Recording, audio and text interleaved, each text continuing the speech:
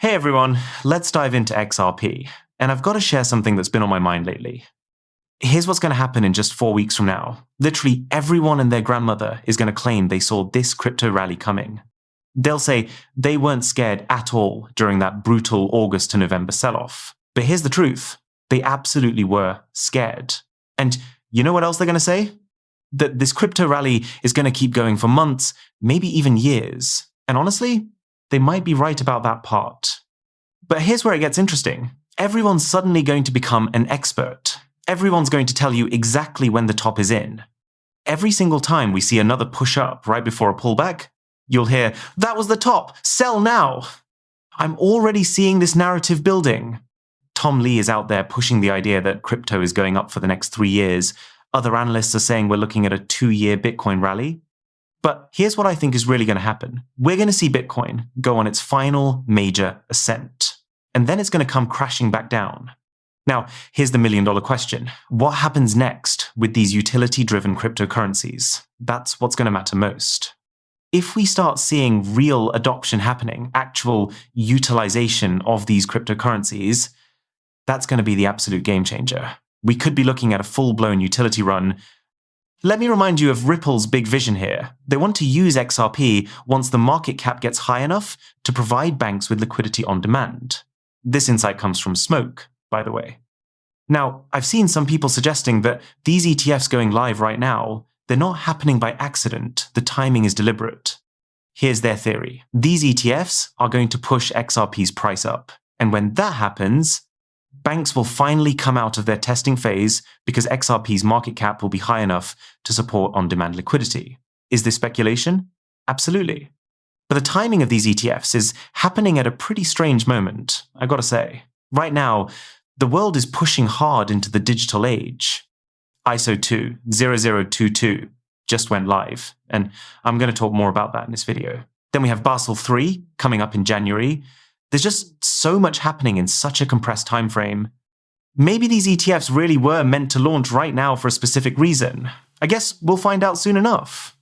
Now, let's talk about something exciting. The definitive guide to the top 10 XRP Ledger DeFi platforms of 2025. There are tons of different platforms creating DeFi options on the XRP Ledger, and all of these platforms are going to bring massive value to XRP over time. But here's what's really exciting for XRP holders about DeFi. For the first time ever, we're going to be able to stake our XRP, earn from our XRP, and borrow against our XRP. We're not quite there yet, but it's coming in the short term. You know, DeFi is something we could have really used back in the bear market of 2022, 2023. And for most of 2024, it would have been incredible to earn off your XRP during those tough times. But the good news, I think we're going to have it very soon. And here's the beautiful part. This means you might never have to sell your crypto ever again. This update comes from Flare. FXRP is holding strong with total mint still trending upward. They say, uncertainty often becomes the catalyst for those willing to learn and advance. And get this, there's 65 million XRP locked away in FXRP, worth about $135 million. And that number just keeps growing. Remember, Flare wants to lock away 5% of the entire XRP supply. So let's connect the dots here. We have these ETFs buying up XRP and locking it away. Flare's doing the same thing. Companies are creating XRP treasuries at the same time. You all see where this is heading, right? Eventually, we're going to have serious scarcity. And here's a fun fact from Mason vs. Lewis. You guys realize that some random person just made this diagram back in the day, right? Now, here's something I need to confess to you guys. I paraded this diagram around my channels like it was the word of God. But here's the lesson. Just because there's a pretty looking diagram doesn't mean it's all verified fact. The person who actually created that diagram is right here, and you can see what he says. What I think these diagrams were meant to do was give you an idea of where everything is going. You see Ripple, XRP, Interledger Protocol tied to Corda, ISO 20022. You also see IBM in there, Stellar, XDC, Algorand, QNT. But those diagrams weren't factual. They were just an idea of where this could be heading. Same reason you see that diagram with XRP being backed by 1 ounce of gold. I never believed XRP would be backed by gold, but I think that was meant to give us an idea of where the price of XRP could be in the future. All right, let's get back to ISO 20022. You see this statement right here. XRP is a cryptocurrency, nothing to do with traditional finance payments. A quick review of the documentation shows how completely inaccurate that statement is. This comes from Smoke. Take a look at this report. Unlike many cryptocurrencies, XRP was created to work within the traditional financial system, aiming to enhance international money transfers by providing liquidity and bridging different currencies. XRP is a digital asset engineered specifically to address long-standing inefficiencies in the traditional payment system. Smoke says, too easy. And he's right. Because everybody right now is saying that XRP has nothing to do with the traditional financial system. But here's the truth. Ripple created XRP, well, David Schwartz and a few others created XRP specifically to fix all the problems within the current financial system. That's literally what XRP is built to do. Now, let's get back to ISO 20022. Ripple is now part of the ISO 20022 standards body. We all know that as XRP holders, Ripple was on board with this from day one. But people keep saying that XRP is not ISO compliant, and I totally agree with that statement. I've even used that term myself, but it shouldn't have been used the way I said it. Here's the reality. XRP can be utilized within ISO 20022 messages. That's all ISO is. It's an upgraded messaging system.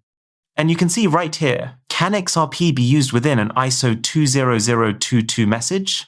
Yes, XRP can be used within ISO messages because of its integration into platforms like RippleNet that use this standard, allowing the token to be the asset within transactions described by the messages.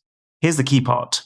While XRP itself is not an ISO 20022 compliant token, the messaging and payment systems used by institutions to send value can adhere to the standard and incorporate XRP as a settlement asset. So it doesn't matter if XRP is compliant or not. RippleNet is compliant. The XRP ledger is compliant. Grok backs this up as well.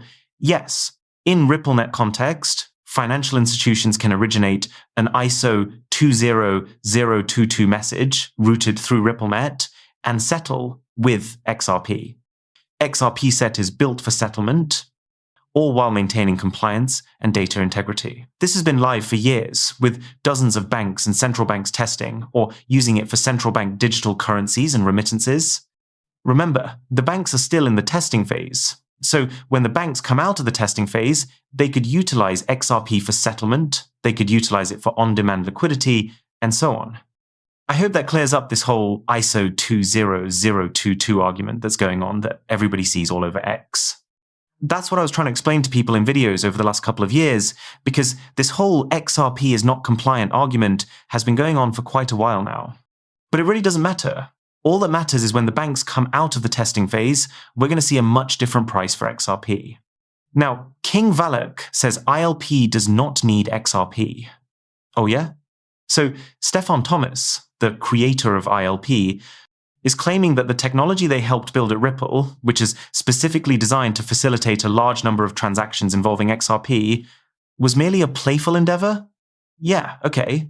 People are now saying, since XRP is not ISO compliant, that interledger protocol is not going to be utilized. But let me remind you, David Schwartz has talked about ILP multiple times in the past.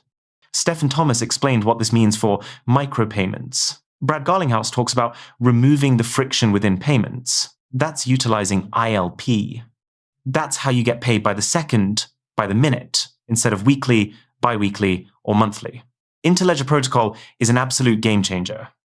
Now, here's an update I need to address. Holding 100 XRP will not make you rich. You will not retire.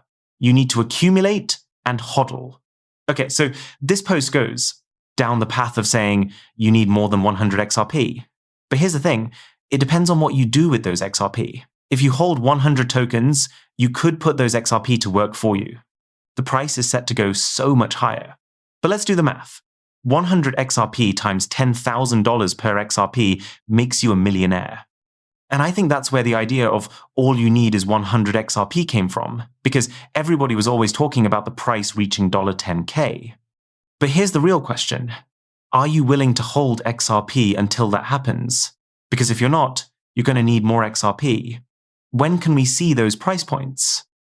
Some people would argue it's going to happen by 2030. Well, if you're going off the 2030 timeline, most likely it's going to happen by 2028. Because by then, I think everything that we've ever talked about, new financial system, tokenization, all of that is already going to have happened by 2028. Even mass adoption, I think, is going to happen by then as well. Here's something interesting. Quantum won't kill crypto, just Bitcoin. If Bitcoin dies, then crypto dies with it. Bitcoiners love this line. And the reason they always say that is because they believe Bitcoin is always going to be the number one cryptocurrency.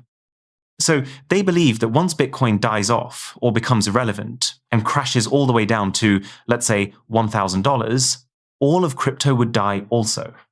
They don't believe a decoupling could even happen. But here's the kicker. I think decoupling is going to happen by 2028 as well. Actually, I think it's going to begin way before 2028. It could possibly happen during this run. It could happen within the next couple of months if XRP becomes scarce and the price skyrockets and XRP becomes the number one cryptocurrency. The belief system in Bitcoin will be gone forever. It will no longer be the number one cryptocurrency. XRP will dethrone it. So where do you think all the money's going to flow? Of course, into the number one token. And then the mainstream media will have no choice but to talk about XRP. You do realize that the only reason the mainstream media talks about Bitcoin is because they're all paid hacks, right? Even the people that go on there, Michael Saylor, Marla, Tom Lee, these people are all bought and paid for. Then all of a sudden they bring somebody else onto the mainstream media and they switch up the narrative. But the mainstream media's job is to bring them right back to pushing Bitcoin. We've seen that happen multiple times as XRP holders. You ever notice when somebody starts to shift the conversation, right away, they always say, well, what about Bitcoin? What's your thoughts on Bitcoin? Why aren't you talking about Bitcoin? Why are you now talking about Ripple and XRP instead of Bitcoin? Because it's all bought and paid for by the Bitcoin marketing campaign. It's one big marketing campaign. That's it. And I'm telling you, even if quantum computers kill Bitcoin, the rest of crypto is still going to be here. And most of us are already going to be retired.